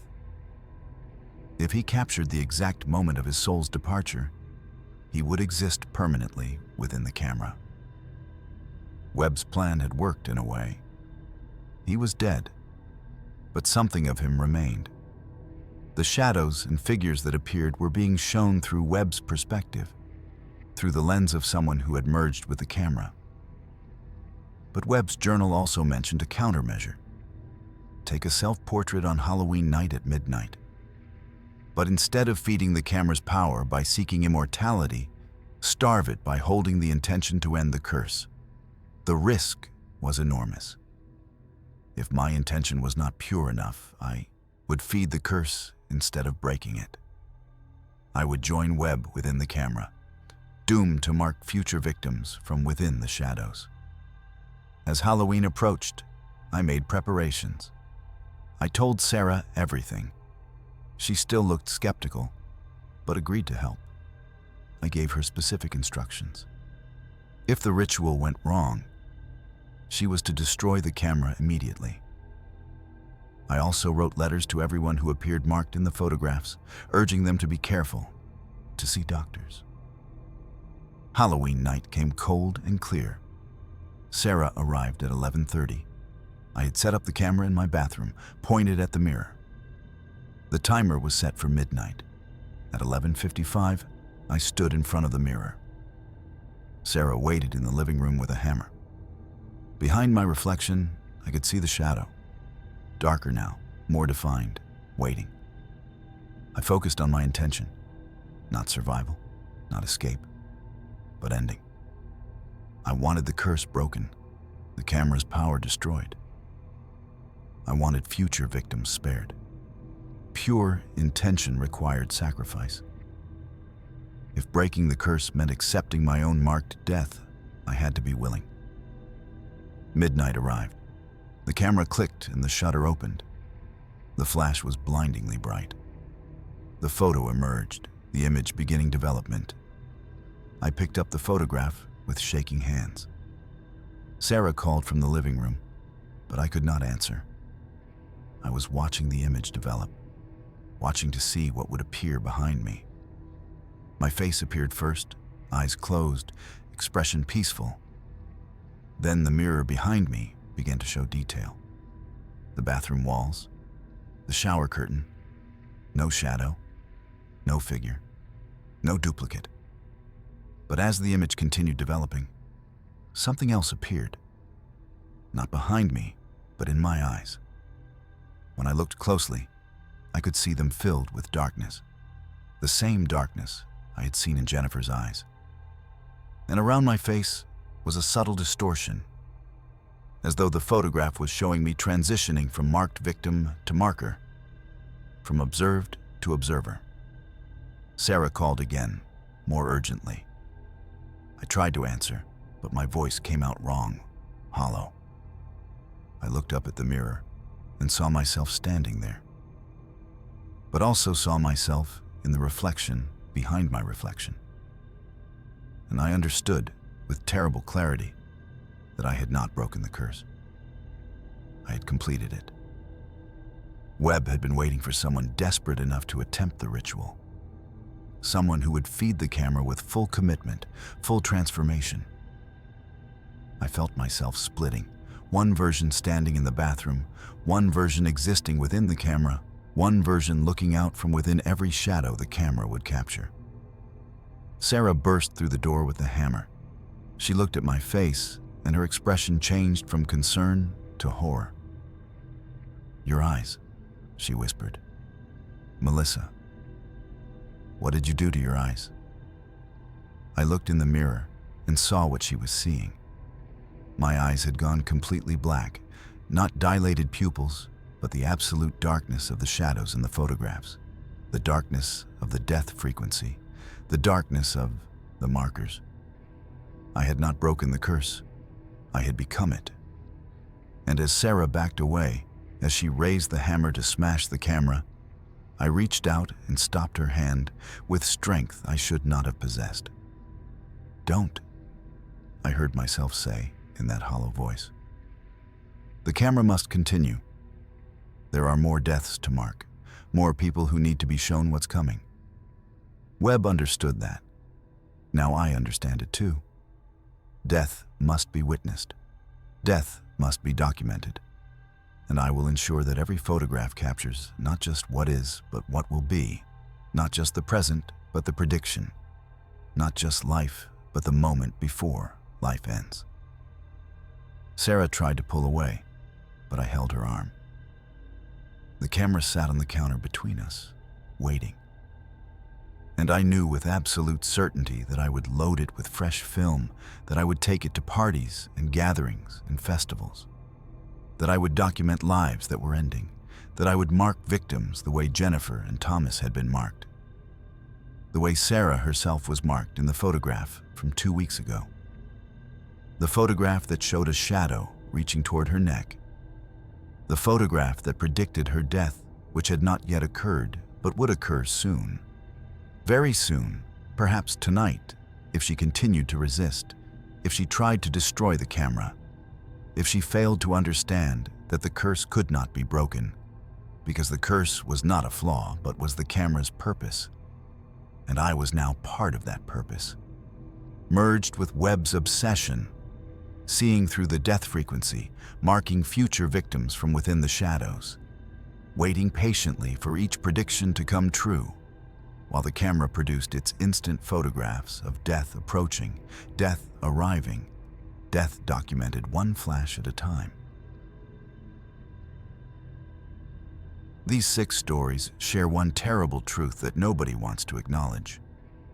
Sometimes Halloween brings more than costumes and candy. Sometimes it opens doors that should remain closed, awakening things that should stay sleeping, and revealing that the darkness we celebrate is only a shadow of the real horror that exists just beyond the light of our jack-o'-lanterns. These are true horror stories, and they happen to people who thought Halloween was safe, who believed that the scariest thing about the holiday was the price of candy and the challenge of choosing a costume. They learned otherwise, and some of them are still learning, still living the consequences of the night when Halloween revealed its true face. Sweet dreams.